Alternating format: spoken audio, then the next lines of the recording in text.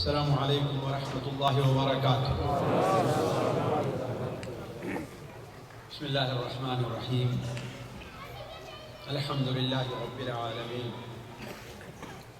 الرحمن الرحیم، مالک یوم الدین، ونشهد ان لا الہ الا اللہ، ونشهد ان سیدنا ومولانا محمدا عبده ورسولہ، ارسلہ الى الناس کافۃ بشیرا ونذیرا، اما بعد فان خیر الحدیث کتاب اللہ، وخیر الهدی هدی محمد صلی اللہ علیہ وسلم، وشر الامور محدثاتها، وكل محدثة بدعة، وكل بدعة ضلالة، وكل ضلالة في النار۔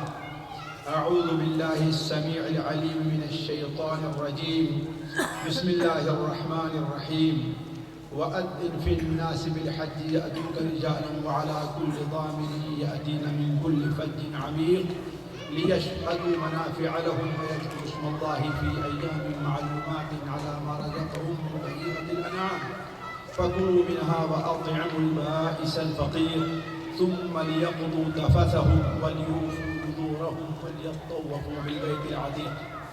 سبحانك لا علم لنا إلا ما علمتنا إنك أنت العليم الحكيم۔ رب اشرح لي صدري ويسر لي أمري واحلل عقدة من لساني يفقهوا قولي، واحلل عقدة من لساني يفقهوا قولي۔ عزیز ساتھیوں، قابل احترام دینی بھائیوں، اللہ تبارک و تعالی کا بہت بڑا فضل ہے کہ اللہ تبارک و تعالی نے ہمیں اس مبارک گھر، جسے اللہ تبارک و تعالی کا گھر کہا جاتا ہے اور جسے اللہ تبارک و تعالی نے اپنی عبادت کے لیے تمام لوگوں کے لیے سب سے پہلے متعین فرمایا، ان اول بیت وضع للناس للذی ببکہ۔ اللہ تبارک و تعالی نے اس گھر کے احترام اور اس کی زیارت کی توفیق عطا فرمائی۔ سب سے پہلے تو یہ اللہ تعالیٰ سے دعا۔ دوسری بات یہ ہے کہ دیکھیے، یہ ہم اور آپ جو حج کے لیے روانہ ہونا چاہتے ہیں، یا اس سال نہیں آئندہ سالوں میں اللہ تبارک و تعالیٰ سے متمنی اور یہ امید رکھے ہوئے ہیں کہ اللہ تبارک و تعالی ہمارے جن بھائیوں کو اس سال حج کی توفیق عطا نہیں فرمایا، انشاءاللہ آئندہ سالوں میں اللہ تعالیٰ اسے اس توفیق سے ضرور نوازے گا۔ سب سے پہلے یہ دھیان میں رہنا چاہیے ساتھیوں کہ یہ سفر ہمارا اور آپ کا وہ عام دوسرے اسفار کے طریقے سے نہیں۔ دوسرا سفر جو ہم اور آپ کرتے ہیں وہ کسی بھی مقصد کے لیے، یہ سفر اس سے قطعاً مختلف ہے۔ یہ سفر اللہ تبارک و تعالیٰ کی طرف، اللہ تبارک و تعالیٰ کا مہمان بننے کے لیے یہ سفر ہے۔ یہ سفر اللہ تبارک و تعالیٰ کے گھر کی زیارت کے لیے، یہ سفر اپنے دین اور اپنے مذہب اسلام کی تکمیل اور اس کے ایک رکن کو ادا کرنے کے لیے ہے۔ لہذا ہمارا اور آپ کا یہ سفر دوسرے تمام سفر سے مختلف ہونا چاہیے، نیت کے لحاظ سے بھی، قصد و ارادہ کے لحاظ سے بھی، اور تیاری کے لحاظ سے بھی، اور اس سفر میں جائیں تو وہاں اپنے اخلاق اور اعمال کے لحاظ سے بھی یہ سفر دوسرے تمام سفروں سے مختلف ہونا چاہیے۔ دوسری بات یہ ہے کہ اللہ تبارک و تعالی قرآن مجید میں حج سے متعلق ارشاد فرماتا ہے کہ فَمَنْ فَرَضَ فِيهِنَّ الْحَجَّ فَلَا رَفَثَ وَلَا فُسُوقَ وَلَا جِدَالَ فِي الْحَجِّ۔ تو اس سفر میں ہم ان تین باتوں کا خصوصی خیال رکھیں۔ اللہ تبارک و تعالی نے ارشاد فرمایا فَمَنْ فَرَضَ فِيهِنَّ الْحَجَّ، ان مہینوں میں جو شخص حج کا اپنے اوپر فرض کر لے، حج کرنے کی تیاری کر لے، حج کا احرام باندھ لے، تو اسے تین چیزوں سے پرہیز کرنا چاہیے۔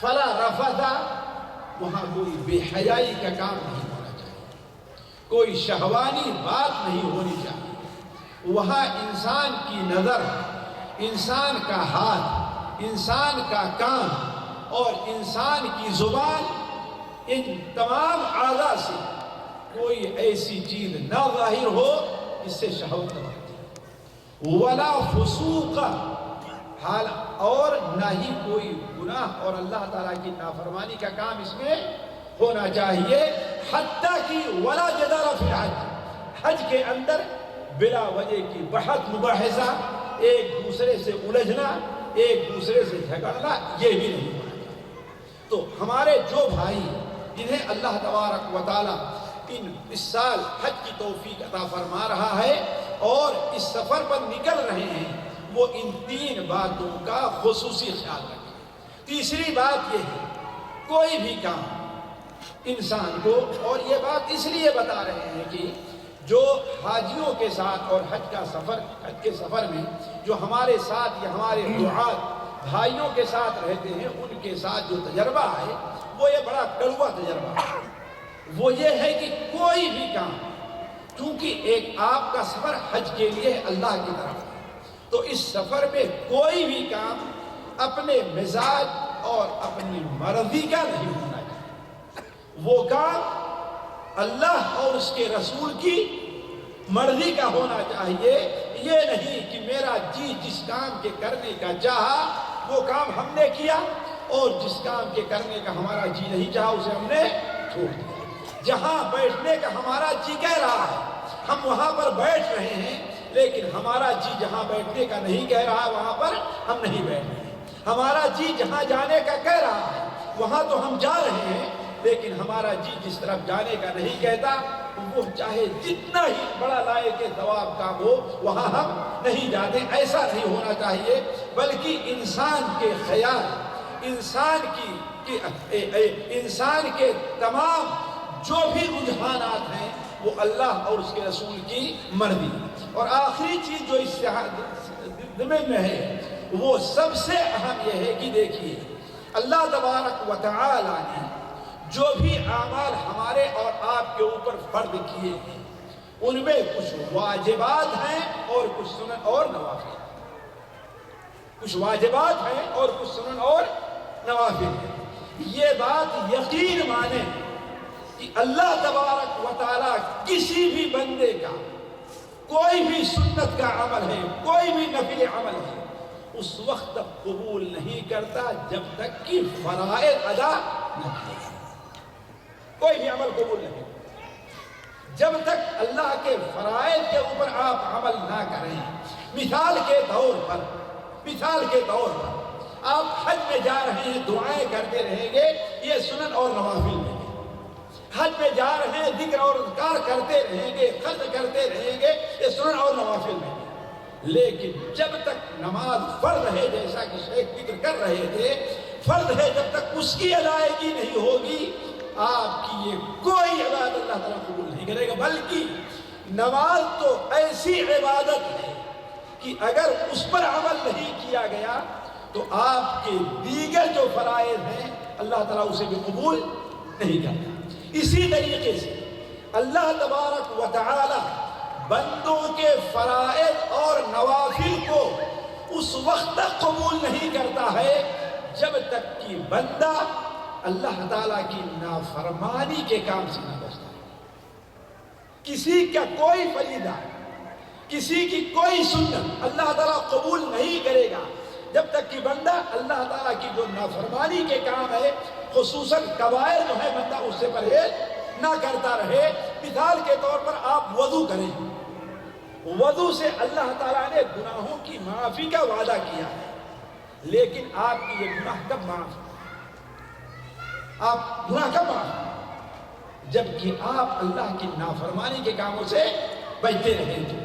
ان تجتنبوا کبائر ما تنہون عنہ نکفر عنکم سیئاتکم وندخلکم مدخلا کریما۔ اگر تم ان تمام بڑے بڑے گناہوں سے بچتے رہو جس سے اللہ نے تمہیں روکا ہے، تو اللہ تعالیٰ تمہاری چھوٹی سیئات جو گناہ ان کو معاف کر دے گا اور تمہیں عزت کی جگہ میں داخل کرے گا۔ الصلوات الخمس والجمعة إلى الجمعة ورمضان إلى رمضان مكفرات لما بینہن اذا اجتنبت الکبائر. 5 وقتہ نمازیں، ایک جمعہ دوسرے جمعہ تک کے اور ایک رمضان دوسرے رمضان تک کے گناہوں کا کفارہ ہے. کب؟ جب انسان کبائر سے بچتا ہے. تو یہ چند باتیں ہیں جو حج اللہ تبارک و تعالیٰ کے اس مبارک گھر کے حج کرنے والوں کا ان باتوں پر خصوصی توجہ دینی چاہیے. اب آتے ہیں ہم اصل اپنے مقصد کی طرف کہ حج کا طریقہ کیا ہے. جو دیکھیں کچھ حج کے آداب اور طریقے وہ ہیں جو حج سے نکلنے سے پہلے ہیں اور کچھ ہیں جو حج کے لیے نکلنے کے بعد ہیں. حج سے نکلنے کے پہلے جو ہیں میں ان سے ابھی تعارف نہیں کرنا چاہتا اس لیے کہ وقت نہیں ہے. مثال کے طور پر حج سے نکلنے سے پہلے انسان اپنے گناہوں سے اللہ تبارک و تعالیٰ کی معافی چاہے اور توبہ کرے. حج سے نکلنے سے پہلے انسان کو چاہیے کہ اپنے ساتھ ایسے لوگوں کو رکھے جو اس مبارک کام میں اس کے مدد کریں. یہاں لوگ عام طور پر اپنے دوست اور ساتھیوں کو لے کر کے جاتے ہیں اور میرا اپنا تجربہ ہے کہ بہت سے لوگ حج کی مخالفات میں صرف اپنے ساتھی کی وجہ سے پڑ جایا کرتے ہیں. یہ کام کیوں کیا بھائی؟ ارے ہمارے ساتھی لے کر کے چلے گئے. یہ کام تم نے کیوں چھوڑا؟ اس لیے کہ ہمارے ساتھی نے کہا کہ یہ ضروری نہیں ہے. تو حج کے لیے بھی آپ نکل رہے ہیں، یہ کام آپ کا اللہ کے لیے ہے اور اللہ کی طرف ہے، لہذا کسی اللہ کے نیک بندے ہی کا ساتھ آپ تلاش کریں. اسی طریقے سے حج سے نکلنے سے پہلے انسان اپنی نیت کو درست کرے. جیسا کہ شاید ابھی اخلاص کی بات کر رہے تھے کہ یہ کام کس لیے ہم کریں؟ صرف اللہ تبارک و تعالیٰ کے لیے. اسی طریقے سے حج سے نکلنے سے پہلے انسان کو حج کے طریقے ضرور سیکھنا چاہیے. یہ بڑی اہم چیز ہے. لوگ اتنا بڑا پلان بنا لیتے ہیں لیکن حج کی بنیادی باتیں ہیں جو ان کو معلوم نہیں رہتی. حج کے طریقے سے متعلق چند باتیں آپ کے سامنے اختصار کے ساتھ ہم یہ رکھتے ہیں. دیکھیے پہلے تو ہم یہ جانیں ہمارے بھائی، اور میں ہمیشہ یہ کہتا ہوں کہ دیکھیے حج کے کچھ ارکان ہیں، حج کے کچھ واجبات ہیں اور حج کے کچھ سنن اور نوافل. یہ اللہ تعالیٰ نے جو اپنے بندوں کے لیے رکھا ہے اس کے اندر بہت بڑی حکمت پائی جائے. لہذا انسان کو چاہیے کہ یہ چیز جانے، لیکن جہاں تک عمل کا تعلق ہے عمل انسان تمام چیزوں پر کرے. یہ نہیں کہ جو فرائض ہیں ان پر عمل کر لے، جو سنتیں ہیں ان کو چھوڑ دیں. علماء نے جو یہ تقسیم کی ہے کہ یہ رکن ہے اور یہ واجب ہے اور یہ سنت ہے، اس لیے نہیں کہ انسان فرائض پر عمل کر لے اور سنت کو چھوڑے، اس لیے نہیں. یہ بنیادی غلطی بعض لوگوں سے ہوتی ہے. بلکہ انسان کوشش یہ کرے کہ تمام کام کرے، چاہے فرض ہے یا سنت ہے. اب اگر انسان اس کام کے کرنے سے عاجز آ گیا ہے تو اب اسے یہ سوچنا ہے کہ اب ہمیں کیا کرنا. سنت ہے تو انشاءاللہ اس پر کوئی گناہ نہیں، واجب ہے تو انشاءاللہ اس کا کفارہ کیا بنے گا؟ انسان دم دے دے گا تو. اور اگر رکن چھوٹا ہے تو جی اس کا پورا کرنا ضروری ہوگا اگر ممکن ہے تو، اور اگر ممکن نہیں ہے تو اس کا حج نہیں ہے، آئندہ سال اسے دوبارہ حج کرنا ہوگا. اس لیے ان چیزوں کو بھی سمجھنا بہت ضروری ہے. دیکھیے سب سے اہم چیز جس کو سمجھنا ضروری ہے، اس لیے کہ حج ایک ایسا عمل ہے جس کی توفیق عموماً لوگوں کو ہر سال نہیں. بہت سے ہمارے بھائی ہیں ان کو زندگی میں ایک بار موقع ملتا. بہت سے بھائی ہیں ایک بار حج کر لیے تو 6 سال 8 سال 10 سال کے بعد اللہ بہتر جانے کب موقع ملے گا انہیں. لہذا یہ بڑی ضروری چیز ہے کہ انسان یہ دیکھے اور یہ سوچے کہ حج کے اندر واجبات کیا ہیں اور ارکان کیا ہیں. خصوصاً ارکان جو ہیں انسان ان کو بڑی مضبوطی سے پکڑے، وہ نہ چھوٹنے پائیں. کیوں؟ اس لیے کہ اگر سنت چھوٹ گئی تو اللہ تعالیٰ معاف کر دے گا. اگر واجب چھوٹ گیا ہے تو اس کا کفارہ پیسہ دے کر کے، دم دے کر کے یا روزہ رکھ کر کے ہو جائے گا۔ لیکن اگر رکن چھوٹ گیا ہے تو اس کا کفارہ مثال کے طور پر ایک آدمی ہے۔ پہلے رکن سن لیجئے کون کون سے رکن ہیں حج۔ دیکھیے حج کے 4 رکن بڑے اہم ہیں، حج کے 4 رکن بڑے اہم ہیں، اور اگر اس میں 5واں بھی آپ شامل کر لیں تو کوئی برا نہیں۔ پہلا کیا ہے؟ احرام باندھنا۔ بغیر احرام باندھے کسی کا حج، جس طریقے سے بغیر نیت باندھے کسی کی نماز نہیں ہے، چاہے نماز کے سارے کام کر جائے لیکن نیت نہیں کرتا ہے تو ایسے احرام باندھنا یہ گویا حج کی نیت کرنا ہے۔ لیکن یہ سمجھیں احرام باندھنا ہمارے یہاں کیا سمجھتے ہیں لوگ؟ 2 چادر پہن لینا یہ احرام باندھنا، یہ احرام نہیں باندھنا۔ یہ احرام کا کپڑا پہننا، اس کو سمجھنے کی کوشش کریں۔ یہ احرام کا کپڑا پہننا، یہ احرام باندھنا نہیں ہے۔ احرام باندھنا جو علماء یہ کہتے ہیں کہ اس کی مثال بعین ہی وہی ہے کہ انسان گھر سے نکلتا ہے مسجد کے لیے، کس سے نکلتا ہے؟ نماز پڑھنے کے لیے۔ لیکن نماز میں داخل کب ہوگا؟ جب کھڑے ہو کر کے اللہ اکبر کہہ لے گا تو۔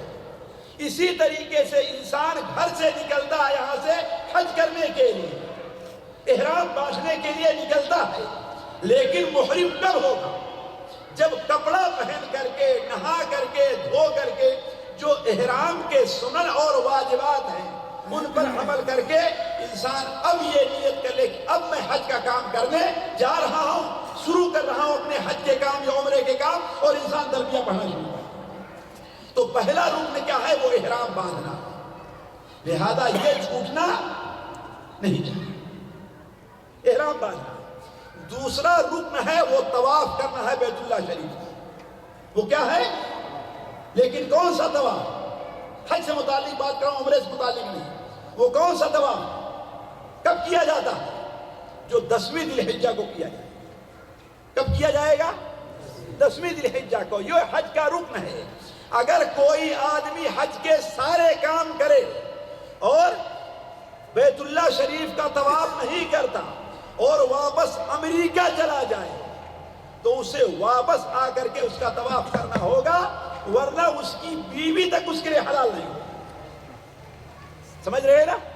اس کی بیوی، وہ شادی کرنا چاہے اس کا نکاح منعقد نہیں ہوگا، نکاح کرنا بھی چاہے لاکھ مولویوں کو بلا کر کے نکاح پڑھوائے، لیکن اس کا نکاح منعقد نہیں ہوگا، الا کہ اس کے جو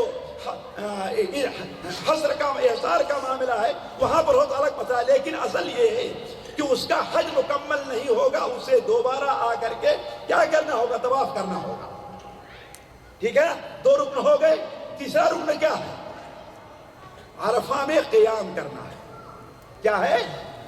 میدان عرفات میں قیام کرنا ہے، خواہ 1 منٹ ہی کے لیے کیوں نہ ہو، اور ٹھہرنا نہ ہو، خواہ سواری پر سے گزر ہی جانا کیوں نہ ہو، چاہے جہاز سے کیوں نہ گزر جانا۔ ضروری یہ ہے کہ 9ویں ذی الحجہ کو 10ویں ذی الحجہ کی فجر ہونے سے پہلے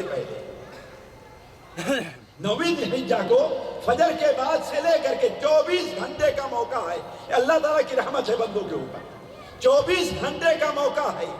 اس 24 گھنٹے میں خواہ 1 سیکنڈ ہی کے لیے کیوں نہ ہو، اسے عرفات میں جانا ہے۔ اگر کوئی عرفات نہیں جائے تو اس کا حج، الحج عرفہ آپ نے بیان فرمایا۔ اس لیے یہ تاکید کر رہا ہوں کہ میرا اپنا تجربہ ہے، اور دیکھ کر کے بہت سے ہمارے بھائی جو اہل علم کے ساتھ حج نہیں کرنا چاہتے، وہ نہیں کرتے، ان میں بہت سے لوگوں سے یہ غلطی ہوتی ہے۔ مثال کے طور پر بہت سے لوگ مسجد میں ٹھہرے رہ جاتے ہیں، اور مسجد کا جو مغربی حصہ ہے، مشرقی حصہ ہے، نہیں مغربی حصہ جو کعبہ کی طرف ہے، ان میں کا کافی حصہ جو ہے وہ میدان عرفات سے باہر ہے۔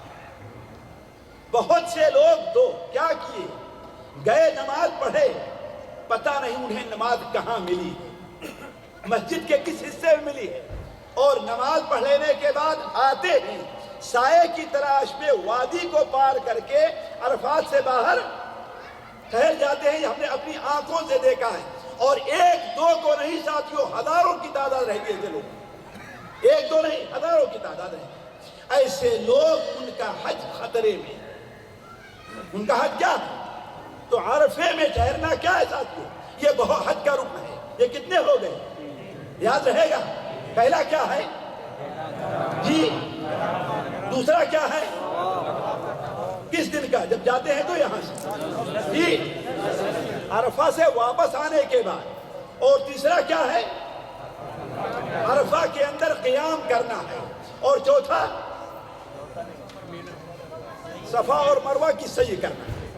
چوتھا کون ہے؟ صفا اور مروہ کی سعی کرنا ہے، اور یہ بھی پہلے بھی ہو سکتی ہے اور بعد میں بھی ہو سکتی ہے، طواف کی طرح اس میں پابندی نہیں ہے، یہ عرفہ جانے سے پہلے بھی ہو سکتی ہے، اور شرط یہ ہے کہ اس سے پہلے طواف ہونا چاہیے، چاہے نفلی طواف ہو یا فرض طواف، ہے کہ نہیں؟ یہ چار چیزیں ہو گئی، اور پانچویں چیز بھی جس کی بڑی اہمیت ہے، بہت سے علماء نے اسے رکن قرار دیا ہے اور انہیں حق بھی حاصل ہے، وہ مزدلفہ میں قیام کرنا ہے۔ وہ کہاں؟ عرفہ سے واپس آنے کے بعد کہاں قیام کرنا ہے؟ مزدلفہ۔ یہ 4 یا 5 ساتھیوں حج کے ارکان ہیں، جن کو گرہ باندھ لینا چاہیے، سارا کام چھوٹ جائے، لیکن یہ 5 کام حاجی سے چھوٹنا نہیں چاہیے۔ اس کے بعد مقام آتا ہے واجبات۔ اس کے بعد مقام کیا آتا ہے؟ مثال کے طور پر احرام باندھنا کیا ہے ذاتی؟ رکن ہے، لیکن میقات سے احرام باندھنا یہ واجب ہے۔ میقات سے احرام باندھنا واجب ہے۔ مثال کے طور پر ایک شخص یہاں سے گیا، وہ حج کرنے جانا چاہتا ہے، حج کرنے جانا چاہتا ہے، کہتا ہے کیوں یہاں ابھی پولیس والوں کا مسئلہ ہے اور یہ ہے، یا بعض لوگ لاپرواہی میں چلے جاتے ہیں، کہاں؟ مکے پہنچ گئے اور احرام نہیں باندھا، کیا کہتے ہیں؟ چلتا ہوں مسجد عائشہ سے احرام باندھ، ہے نا؟ یا بہت سے لوگ یمبو سے چلے، چلتا ہوں ریاض سے چلے، کہتے ہیں ہمیں جس حملے کے ساتھ جانا ہے، وہ حملہ کہاں کا ہے؟ جدہ کا ہے، یا وہ حملہ کہاں کا ہے؟ مکے کا ہے، چل کر کے ہم وہاں سے احرام باندھ لیں گے، اس لیے کہ ہمیں اس حملے کے ساتھ جانا ہے۔ ہم یہ کہتے ہیں وہاں جا کر کے احرام باندھیں گے، ان کا حج تو ہو جائے گا، لیکن ان کے اوپر 2 چیزیں واجب ہیں، 2 چیز واجب ہیں۔ ایک تو یہ ہے کہ اللہ تعالیٰ سے توبہ کریں، جس سے عام طور پر لوگ غافل رہتے ہیں، کیوں؟ اس لیے کہ میقات سے احرام باندھنا واجب ہے، ایک واجب کو چھوڑا ہے، گناہ کیا۔ اور دوسری چیز کیا ہے؟ ایک بکری دینا ہے، کس کے لیے؟ جی، اللہ تعالیٰ کے لیے، فقراء اور مساکین میں مکے میں تباہ کر کے تقسیم کی جائے گی۔ تو واجب جیسے کہ ہم میقات سے احرام باندھنا ہے کہ نہیں، اور عرفہ کے مقام میں سورج ڈوبنے تک ٹھہرنا۔ کتنا؟ اگر سورج ڈوبنے سے پہلے نکل گئے تو عرفہ کا قیام تو ہو گیا، لیکن واجب چھوڑا۔ کیا کیا ہے؟ واجب چھوڑا ہے کہ نہیں؟ اسی طریقے سے بال چلانا ہے، یہ کیا ہے؟ حج کے واجبات میں سے۔ مینا کی راتوں میں 10 کے بعد جو آتی ہے، 11 کی رات، 12 کی رات، اور اگر 12 کو نہ نکلے 13 کی رات، یہ کہاں ٹھہرنا ہے؟ مینا میں ٹھہرنا ہے، بغیر کسی شرعی عذر کے چھوڑ دے رہا ہے تو کیا ہے؟ گویا کہ واجب چھوڑ رہا ہے۔ اسی طریقے سے کنکڑیاں مارنا کیا ہے؟ یہ واجبات میں سے۔ بہت سے علماء بلکہ جمہور کے نزدیک مزدلفہ میں قیام رات گزارنا، خاص طور پر آج کے توقیت کے لحاظ سے 1:30-2 بجے تک، 10ویں تاریخ کا چاند جب ڈوب جائے تو ان لوگوں کے لیے جو کمزور ہیں یا ہیں، انہیں مزدلفہ سے رخصت ہونے کی اجازت ہے کہ نہیں؟ یہ واجبات میں سے اس طریقے سے اور بھی بہت سی چیزیں واجب ہیں۔ تو کہنے کا مطلب یہ ہے انسان کو چاہیے کہ وہ واجبات اور ارکان کو اچھی طریقے سے سمجھے۔ اس کے بعد دیکھیے ہم اور آپ آتے ہیں، میقات اگر انسان پہنچ جائے، میقات کس کو کہتے ہیں؟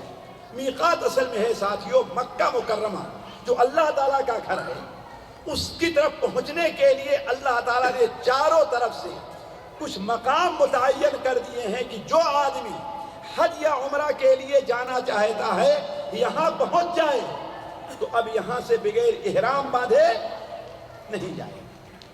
یہاں اب سلا ہوا کپڑا پہن کر کے، اور سلے ہوئے کپڑے سے کیا مراد ہے؟ وہ کپڑا جو انسان کے جسم کے مطابق سلا جاتا ہے۔ ہمارے بہت سے بھائی غلطی کرتے ہیں، جوتا نہیں پہنیں گے، چپل نہیں پہنیں گے، کیوں؟ اس لیے کہ اس میں سلائی، یہ بات غلط ہے۔ حدیث میں کہیں بھی نہیں منع ہے کہ سلا ہوا کپڑا انسان نہ پہنے، بلکہ آپ نے بیان فرمایا انسان قمیص نہ پہنے، انسان ٹوپی نہ دے ہے کہ نہیں، انسان سراویل یعنی پیجامہ نہ پہنے، انسان موزہ نہ پہنے۔ تو علی کل حال وہ عام اصطلاح میں یہ ہے کہ انسان سلا ہوا کپڑا پہن کر کے میقات سے آگے نہیں بڑھ سکتے، لہذا میقات پر پہنچ کر کے طائف کے راستے سے جا رہے ہیں تو کیا ہے وہ سیل کبیر، مدینہ منورہ کے راستے جا رہے ہیں کیا ہے وہ ابیار علی، ابیار علی، یمبو کے راستے سے آ رہے ہیں تو کیا ہے وہ رابیل، یمن کے راستے سے جا رہے ہیں تو کیا ہے وہ کون سی جگہ؟ یہ لملم ہے جسے آج کیا کہتے ہیں؟ السعدیہ کہتے ہیں۔ اور آج آپ لوگوں کے لیے مستقبل قریب میں ایک راستہ اور کھل جا رہا ہے قصیم والوں کے لیے تقریباً۔ وہ کون سا راستہ ہے جسے آج کل ضریبہ یا غریبہ کہا جاتا ہے؟ یہ پرانے زمانے میں اس کو ذات علم کہتے تھے، جو آج نیا راستہ کھل رہا ہے اور یہ راستہ قریب ہو جائے گا اہل قصیم کے لیے، تقریباً ادھر کے لوگوں کے لیے قریب ہو جائے گا، بلکہ 200-300 کلومیٹر قریب ہو، ایک دو نہیں۔ تو علی کل حال یہ جگہیں اللہ کے رسول نے متعین فرمائی اللہ تبارک و تعالیٰ کے حکم سے، کوئی بھی آدمی حج یا عمرہ کرنے جاتا ہے تو ان جگہوں سے آگے بغیر احرام باندھے نہیں گزر سکتا۔ ہمارے بہت سے بھائی حالانکہ اس میں کچھ دعات ہیں غلطی کرتے ہیں اور برابر سوال ہوتا، مثال کے طور پر کچھ لوگ کہتے ہیں بھائی ہمیں تصریح نہیں ملی، ہمیں حج کی تصریح نہیں ملی ہے، تو کیا کرتے ہیں؟ چلو چلتے ہیں اور وہاں جا کر کے احرام باندھ لیں گے، کہاں؟ مینا میں، اس کے بعد ایک بکری دے دیں۔ اللہ تعالیٰ آپ کی بکری کا محتاج نہیں، یہ آپ تماشا کر رہے ہیں، اللہ کے ساتھ مزاح کریں، کھیل کریں، آپ کیا کر رہے ہیں؟ اور اس سے آسان راستہ شرعی راستہ ہے وہ، ہمارے دعات بھی اس پر توجہ نہیں دیتے۔ وہ شرعی راستہ کیا ہے؟ آپ احرام باندھ کر کے جائیں، البتہ اپنے سلے ہوئے کپڑے آپ نہ اتاریں، آپ احرام باندھ کر کے جائیے، سر کو کھول لیجئے، موزہ اتار دیجئے، صرف آپ سلے ہوئے جسم کے اوپر کپڑے پہنے ہیں اور اللہ تعالیٰ سے استغفار کیجئے۔ ایسی صورت میں اب آپ کے اوپر بکری ذبح کرنا واجب نہیں، بلکہ 3 کاموں سے ایک کام کر دیں گے آپ کے لیے بہتر ہے۔ وہ کیا ہے؟ یا تو 6 مسکینوں کو کھانا کھلا دیں، یا 3 دن کا روزہ رکھ لیں، یا پھر ایک بکری ذبح کریں۔ 3 کام میں جو کام بھی آسان ہو آپ وہ کر لینا۔ تو علی کل حال میقات پر پہنچ کر کے جہاں احرام باندھنا ہر انسان کے اوپر واجب ہے، انسان اپنے سلے ہوئے کپڑے اتارے، جائے نہائے، اس لیے کہ نہانا یہ سنت بلکہ سنت مؤکدہ کہی جا سکتی ہے۔ حتیٰ کہ وہ عورتیں جو ناپاک ہوتی ہیں ان کے لیے بھی نہانے کا اللہ کے رسول نے حکم دیا، آپ نے حکم دیا ہے۔ تو ضروری ہے نہیں ہے بلکہ لیکن سنت کا طریقہ کہ انسان نہائے، لیکن وہاں جا کر کے بات لمبی ہوتی ہے۔ ہمارے بہت سے بھائی غلطی کرتے ہیں، وہی ناخن کاٹنے لگتے ہیں، اپنے ناک کے نیچے کے بال چھیلنا شروع کر دیتے ہیں۔ اللہ کے بندے، یہ احرام کی سنتوں میں سے نہیں ہے، یہ تو ہر وقت کا کام ہے۔ اگر کوئی مجبوری نہیں ہے، کسی کے ناخن بڑھے ہیں تو آپ گھر سے کاٹ کر کے جائیں، راستے میں جا رہا ہے وہاں جا کر کے بھیڑ لگانا اور دیری کرنا، اندر حمام میں گھس گئے ہیں تو لوگ دروازہ پیٹ رہے ہیں اور اندر باہر سے کھانس رہے ہیں، لیکن آدمی نکلنے جب پورا کام کرے گا یہاں سے لے کر کے نیچے سوائی تبھی نکل پائے گا نا وہ۔ یہ بنیادی غلطی ہوتی ہے، یہ کام احرام کے کاموں میں سے نہیں ہے۔ علی کل حال نہا کر کے دو کپڑے کے اندر انسان آ جائے دو چادروں میں، بہتر ایک سفید چادر ہو، لیکن عورتوں کے لیے نہیں، عورتوں کے کوئی بھی کپڑا ہونا چاہیے، دو چادروں میں آ کر کے ایک سنت یہاں پر عام طور پر لوگ چھوڑ دیتے ہیں اور ہم لوگ بھی چھوڑتے ہیں، یہاں پر سنت طریقہ ہے خوشبو لگائی جائے، لیکن کپڑے میں نہیں، جسم کے اندر خوشبو لگانا یہ ہمارے نبی کی سنت ہے، آج لوگ بلکہ اسے ناجائز سمجھتے ہیں۔ خوشبو لگانا، جب خوشبو لگا لے، کسی نماز کا وقت ہے یا تحیۃ الوضو کی نیت سے انسان 2 رکعت پڑھ کر کے جب سواری پر بیٹھنے لگے یا بیٹھ جائے، تب انسان نیت کرے کہ اب ہم حج یا عمرہ کرنے جا رہے ہیں۔ اور عام طور پر ہم لوگ عمرے کی نیت کرتے، اس لیے کہ عام طور پر جو لوگ جاتے ہیں وہ حج تمتع کی نیت سے جاتے ہیں، حج قران یا حج افراد کی نیت سے کم ہی لوگ جاتے ہیں۔ عام لوگ جو، اس لیے کہ ساتھیوں آپ نے سنا ہوگا احرام 3 قسم کا باندھا جاتا ہے، حج قران کا، حج تمتع کا اور حج افراد کا۔ حج افراد یعنی صرف حج کر رہا ہے، حج قران اور تمتع یعنی حج عمرہ دونوں کر رہا ہے۔ فرق یہ ہے کہ قران میں ایک ہی ساتھ حج اور عمرے کا احرام باندھا جاتا ہے، البتہ تمتع میں پہلے عمرے کا احرام باندھے گا، پھر مکہ جا کر کے حلال ہو جائے گا، پھر 8ویں ذی الحجہ کو کس کا احرام باندھے گا؟ حج کا احرام۔ علی کل حال میقات سے عمرے کا احرام باندھ لیا اور تلبیہ پڑھنا شروع کرے۔ تلبیہ بڑی اہم عبادت ہے، بلکہ بہت سے علماء نے، اور سچ بتاؤں میں اس نتیجے پر پہنچ رہا ہوں کہ تلبیہ پڑھنا گویا کہ واجب ہے، اور تلبیہ بلند آواز سے پڑھنا چاہیے۔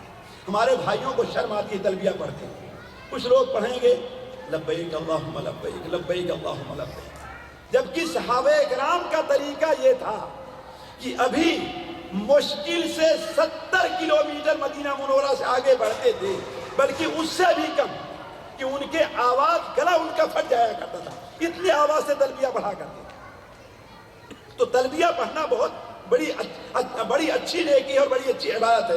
علی کل حال تلبیہ پڑھتے ہوئے انسان چلے جائے، جب مکہ پہنچ گیا اور حدود حرم میں جب داخل ہو جائے تو تلبیہ پڑھنا انسان بند کر دے۔ عام طور پر ہمارے یہاں یہ ہوتا ہے کہ جب حرم میں داخل ہو تو مسجد حرام میں، یہ ایک قول علماء کا ہے، لیکن راجح قول یہ ہے جو حضرت انس بن مالک سے، عبداللہ ابن عمر سے اور کئی ایک صحابی سے ثابت ہے کہ جب حدود حرم میں داخل ہو جائیں، یعنی مکہ شہر کے اندر سے آگے بڑھ کر کے جہاں پر حدود حرم کا بورڈ لگا ہے تو وہاں سے تلبیہ پڑھنا انسان بند کر دے۔ کیوں؟ اس لیے کہ اب اللہ تعالیٰ کے گھر کے صحن میں داخل ہو چکا ہے۔ اللہ تعالیٰ کے گھر کا جو صحن ہے وہاں اب لبیک اللہم لبیک پڑھنے کوئی ضرورت نہیں ہے۔ علی کل حال جب حدود حرم میں داخل ہو تلبیہ پڑھنا بند کر دے اور سیدھے جائے کہاں؟ مسجد حرام۔ مسجد حرام میں داخل ہونے کے لیے کوئی خاص دعا نہیں ہے، عام مساجد کے جو آداب ہیں ان کو ملحوظ رکھے اور سیدھے مسجد حرام میں جا کر کے حجر اسود کے پاس جائے، حجر اسود کا بوسہ لینا، چھونا یا اشارہ کرنا جو بھی ممکن ہو، وہاں کھڑے ہو کر کے، لیکن اس سے پہلے ایک کام کرنا ہے، وہ کیا ہے؟ احرام کی چادر کو اتباع کر لینا ہے۔ یعنی کس طریقے سے؟ جو ہمارے بھائی احرام باندھنے کے بعد سے ایسا کرتے ہیں یہ بدعت کا کام ہے۔ بہت سے بھائی ہیں نا احرام باندھیں گے تو یہ کام کر لیا، یہ بدعت ہے۔ اللہ کے رسول صلی اللہ علیہ وسلم تمام صحابہ کرام نے اتباع کب کیا تھا؟ جب حرم میں پہنچے تھے تو وہاں پہنچ کر کے اتباع کر لے اور بسم اللہ اللہ اکبر کہہ کر کے طواف کرنا شروع کرے۔ بسم اللہ حضرت عبداللہ ابن عمر سے ثابت ہے، اور اللہ اکبر کہنا ایک حضرت عبداللہ ابن عباس وغیرہ کی روایت ہے، اللہ کے رسول صلی اللہ علیہ وسلم ثابت ہے کہ طواف کرنا شروع کرے اور بیت اللہ شریف کے 7 چکر لگائے۔ ان چکروں میں کوئی خاص دعا نہیں، جیسے ہمارے بھائی پہلے چکر کی دعا، دوسرے چکر کی دعا، تیسرے چکر کی دعا، اور کچھ لوگ سمجھتے ہیں کہ یہ دعا عربی ہی میں ہونا چاہیے۔ اللہ تعالیٰ پنجابی بھی سمجھتا ہے، نہیں سمجھتا؟ جی ہندی بھی سمجھتا ہے اللہ تعالیٰ۔ تو جس زبان میں آپ کو دعا آتی ہو، جس زبان میں اللہ تعالیٰ سے دعا کر سکتے ہیں وہ دعا آپ کرتے رہیں۔ البتہ صرف آپ جب رکن یمانی اور حجر اسود کے درمیان میں رہے تو وہاں کیا پڑھنا ہے ساتھی؟ ربنا آتنا فی الدنیا حسنہ وفی الآخرۃ حسنہ وقنا عذاب النار۔ 7 چکر پورے کر لینے کے بعد اب آپ کو طواف کے لیے اشارہ نہیں کرنا، سیدھے آپ آج کل تو مقام ابراہیم کے پیچھے جانا مشکل ہے، جہاں کہیں بھی مسجد میں جگہ مل جائے آپ 2 رکعت نماز پڑھیں، مل جائے 2 رکعت نماز پڑھنے اور پانی پی لیں، اور موقع ملے تو آئیں پھر حجر اسود کے پاس اور اشارہ کر کے چلے جائیں کہاں؟ صفا کی طرف۔ صفا پہاڑی جب دکھانے لگے جیسے آج کل پہاڑی دکھائی دے رہی ہے تو وہاں سنت کا طریقہ یہ ہے کہ آپ کیا کہیں؟ ان الصفا والمروۃ من شعائر اللہ، اور اتنا موقع ملے کہ اوپر چڑھ جائیں جہاں سے تھوڑا سا اونچا ہے، پھر قبلہ رخ ہو کر کے آپ 3 بار کہیں گے اللہ اکبر اللہ اکبر اللہ اکبر، اس کے بعد پڑھیں گے لا الہ الا اللہ وحدہ لا شریک لہ لہ الملک ولہ الحمد وہو علی کل شیء قدیر آخر تک۔ اور یہ دعائیں عام طور پر کتابوں میں ہیں، ہمارے بھائیوں کو حج سے پہلے جانے سے پہلے انہیں یاد کر لینا چاہیے، یہ واجب نہیں ہے لیکن حج کے طریقے کے مستحبات میں سے۔ پھر وہاں پر 3 بار یہ کہیں اور درمیان میں 2 بار اپنی زبان میں دعا کرتے رہیں ہاتھ اٹھا کر کے۔ یہ دعا کی قبولیت کی اور دعا کرنے کی جگہ، اپنے لیے کریں، اپنے والدین کے لیے کریں، اپنے ملک کے لیے کریں، مسلمان بھائیوں کے لیے کریں، اپنی دین کے لیے کریں، اپنے دین چاہے جس کے لیے آپ دعائیں کرتے ہیں۔ اور جب دعا سے فارغ ہو جائیں تو آپ سیدھے چلے جائیں کہاں؟ مروہ کی طرف، اور جہاں پر آج کل موقع مل جائے تو جہاں پر سبز نشان ہے وہاں پر ہلکی سی لیکن بالکل ریس نہیں ہونا چاہیے، ہے کہ نہیں؟ بہت سے بھائی دوڑنا شروع کر دیتے ہیں تو دائیں بائیں والوں کو دھکا دیتے ہوئے گزر جایا کرتے ہیں، نہیں، اطمینان سے، یعنی ایک دوڑ لگائیں جو انسان جیسے کسی کام کے لیے چلتا ہے انسان دوڑ لگاتا ہے۔ علی کل حال جب مروہ پر پہنچ جائیں تو مروہ پر بھی وہی لا الہ الا اللہ لا شریک لہ لہ الملک وله الحمد وعلی کل شیء قدیر آخر تک پڑھیں اور اللہ تعالیٰ سے دعا کریں۔ اسی طریقے سے 3 بار یہ کہیں اور 2 بار دعا کریں اور پھر آپ چکر لگائیں۔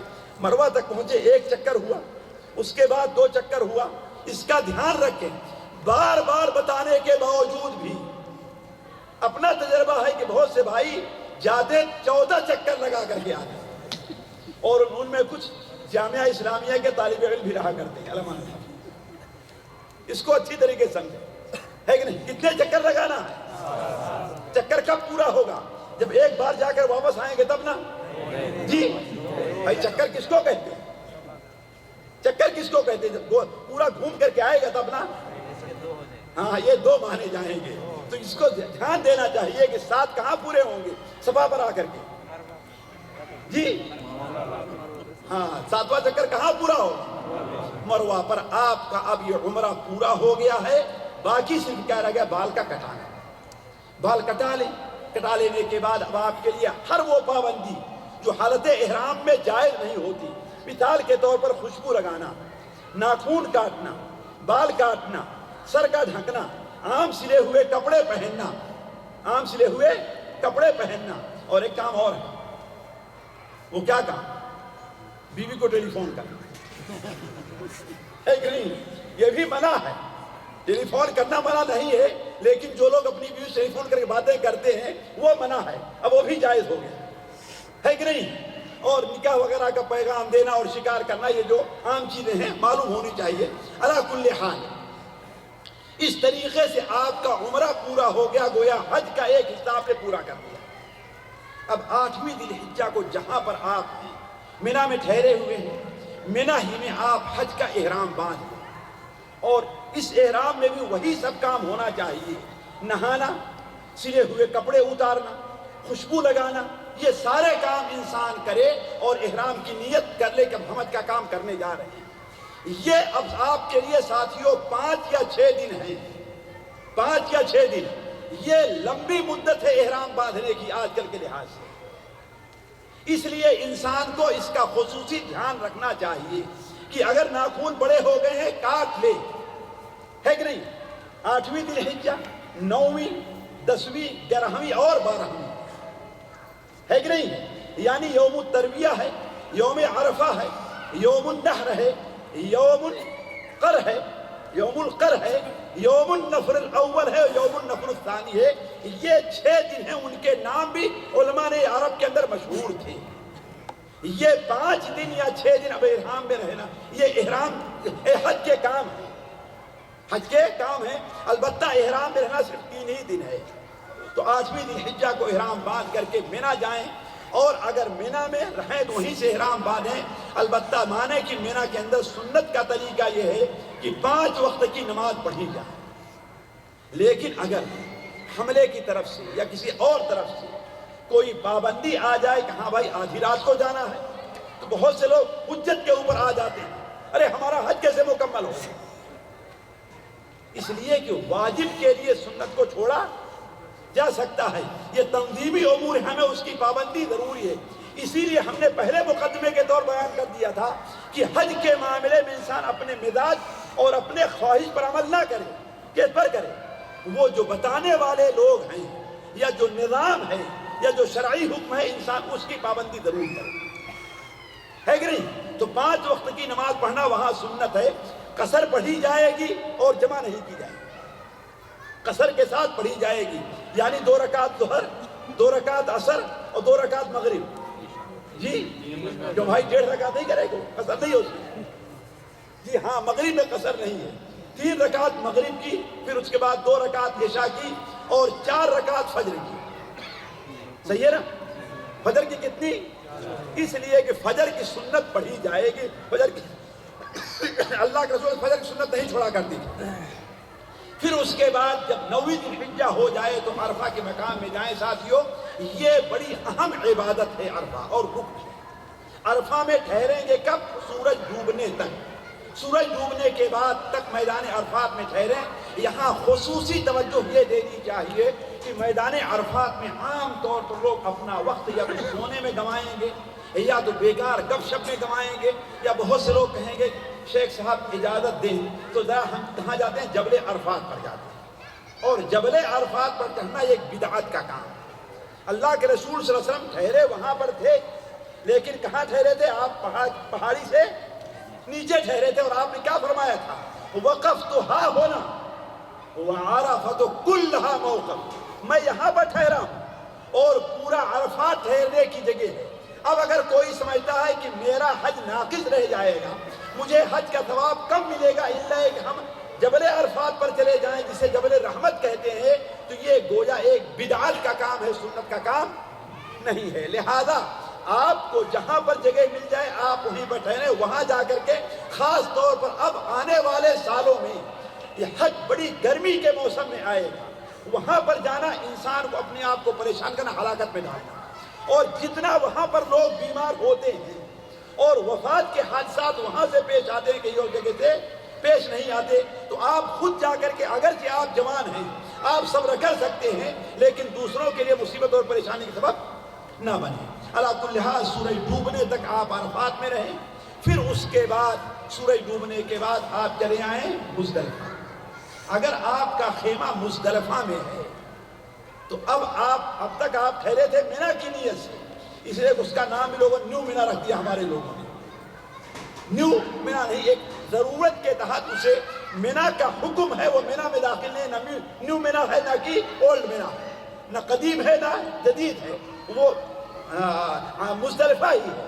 لیکن ایک مجبوری کے پیش نظر، جیسے مسجد کے اندر سب پوری ہو جاتی ہے، گھر جاتی ہے، تو لوگ کہاں نماز پڑھتے ہیں؟ تو کیا مطلب نیو مسجد ہو جائے گی وہ؟ جی ایک مجبوری کے تحت ایسا کیا گیا ہے، اور ان لوگوں کو مسجد ہی میں نماز پڑھنے کا ثواب ملے گا جو لوگ باہر پڑھ رہے ہیں۔ تو ایسے جو لوگ مینا مزدلفہ میں ٹھہرے ہیں ایک کسی وجہ سے، یعنی قانونی پیچیدگی یا کوئی اور بھی چیز ہے، تو انہیں مینا میں ٹھہرنے کا ثواب ملے گا۔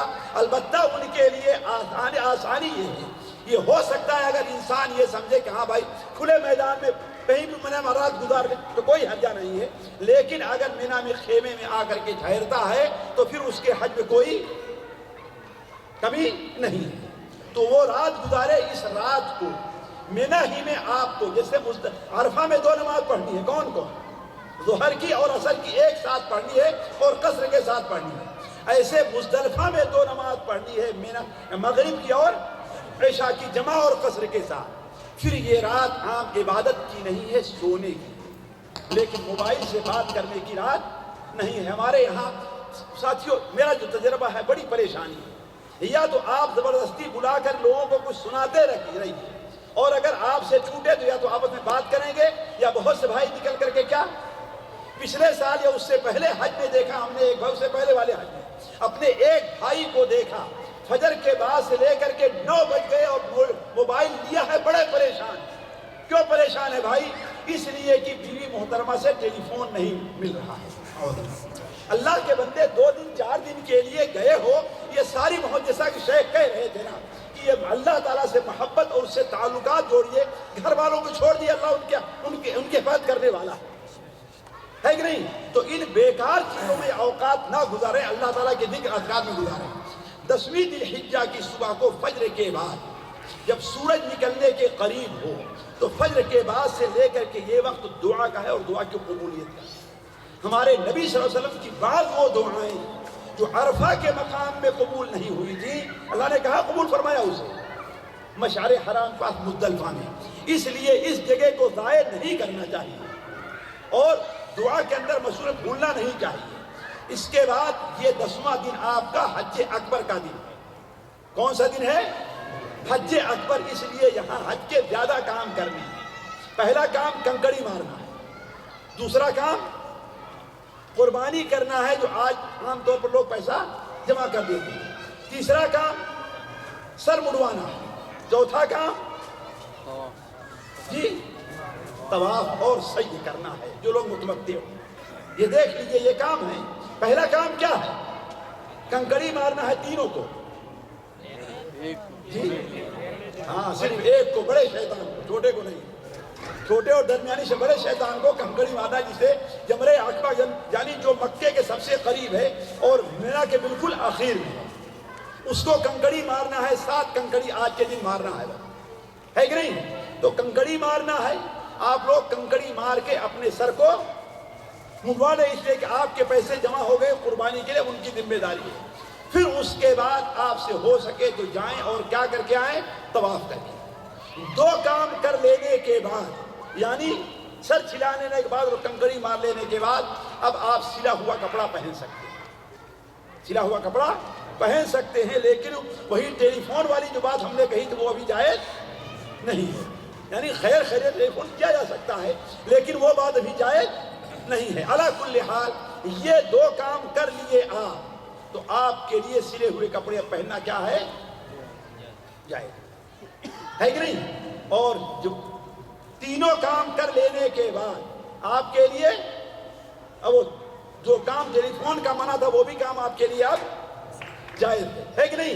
یعنی یہ طواف بھی کر لیا آپ نے تو، اور کر لینے کے بعد ساتھیوں ہمارے بہت سے بھائی ہیں لاپرواہی، کسی کو دوست سے ملنا ہے، گئے طواف کرنے کے لیے، وہاں پر دوست کے پاس رہ گئے، دوست نے کہا چلو چلتے ہیں، چلو چلیں گے، چلے جانا اور پھر وہیں پر تھکے رہتے ہیں، رات گزر جایا کرتی ہے۔ یہ غلط کام ہے، ایسا ان کے اوپر جرمانہ پڑ سکتا ہے، اللہ یہ کہ طواف کر رہے تھے، دیری ہو گئی، سواری کے انتظار میں تھے، سواری نہیں مل سکی، راستہ بھٹک گئے یا بہت تھک گئے تھے، کہیں تھوڑی دیر آرام کرنے لگے، آرام کرنے کے لیے بیٹھے تو نیند آ گئی، یہ ساری چیزیں معاف، یہ ساری چیزیں کیا ہیں؟ معاف ہیں، اگر یہ فجر ہو جائے۔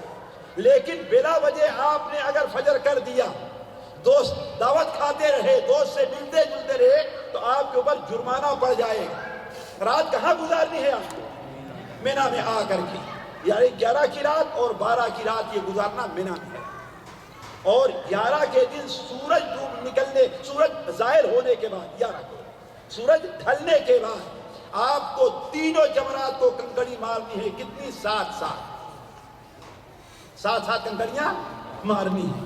اور اگر اب 12 کو نکل جانا ہے، سورج ڈوبنے سے پہلے اگر نکل جانا ہے تو وہاں سے نکل جائیں، اور اگر ٹھہرنا ہے تو پھر 13 کے دن بھی کنکڑی مارنی ہوگی۔ کتنی؟ 7 تینوں کو مارنا۔ یہاں کے بعد اب آپ کے اوپر سے مکمل ہو چکا ہے آج کا، لیکن ایک کام باقی ہے جو بہت ضروری ہے۔ وہ کیا ہے؟ بیت اللہ شریف کی سلامی جیسے دیے تھے، انسان جب کسی سلام کرتا ہے، مصافحہ کرتا ہے، جاتا ہے تو واپس آتا ہے تو پھر بھی اور اگر کوئی بغیر آپ سلام کے چلے جائے تو آپ کیا کہیں گے؟ بڑا ہی بے غیرت ہے انسان، ہے نا؟ کم سے کم سلام کر دینا چاہیے، ہے کہ نہیں؟ تو ایسے ہی آپ کو وہاں سے واپس آنا تو اللہ تعالیٰ سلام کر کے آئے گا۔ اللہ سلام کرنا کیا ہے صاحب؟ طواف کرنا اس کے گھر کا۔ اس لیے حضرت عبداللہ ابن عباس کا، جسے کچھ ایک بتا رہے تھے، حضرت عبداللہ ابن عباس کا قول ہے کہ حجر اسود دنیا میں اللہ تعالیٰ کا دایاں ہاتھ، جو آدمی اس سے مصافحہ اس کو چومتا ہے گویا اللہ تعالیٰ کے ہاتھ کو چوم رہا ہے، جو اس کو چھو رہا ہے گویا اللہ تعالیٰ سے مصافحہ کر رہا ہے۔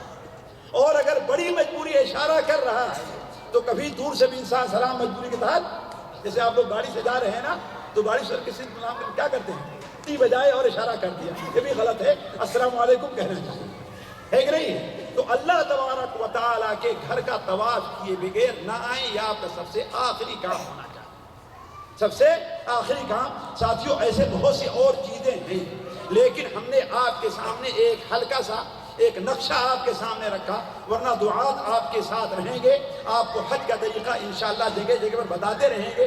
یہ مصیبت یہ بات نہیں کہ لوگ بتاتے نہیں، اصل بات یہ ہے کہ وہی چیز، مثال کے طور پر ابھی ہم نے بتایا کہ اگر کوئی آدمی میقات سے احرام نہ باندھے، آگے بڑھ کر کے احرام باندھ لے تو اس کے اوپر کیا ہے؟ دم ہے۔ پھر بھی ابھی ایک بھائی اٹھ کر کے آئیں گے کہ شیخ اگر مجھے تصریح نہ ملی اور میں مکے جا کے وہاں سے احرام باندھوں تو کون سا حکم ہے؟ یعنی بار بار بتاتے رہیے وہی چیز اور پھر وہی چیز آ کر کے، تو کبھی اس میں نہیں کہ لوگ بتاتے نہیں، کمی اصل اس میں ہے کہ ہم اس کو غور سے سنتے نہیں ہیں۔ اللہ تبارک و تعالی ہم میں سے ہر ایک کو سنت کے مطابق حج کرنے کی توفیق عطا فرمائے۔ اللہ تعالی ہم میں سے ہر شخص کے حج کو حج مقبول قرار دے۔ اللہ تعالی ہم میں سے ہر شخص کے حج کو اپنا دل قبول فرمائے۔ اللہ تعالی یہاں پر ہمارا اور آپ کا جمع ہونا قبول فرمائے۔ یہاں جمع ہونے کی برکت سے اللہ تعالی ہر ایک کو سچے دل سے اور صدق سے توبہ کی توفیق عطا فرمائے۔ سبحانک اللہم و بحمدک، اشہد ان لا الہ الا انت، استغفرک و اتوب الیک۔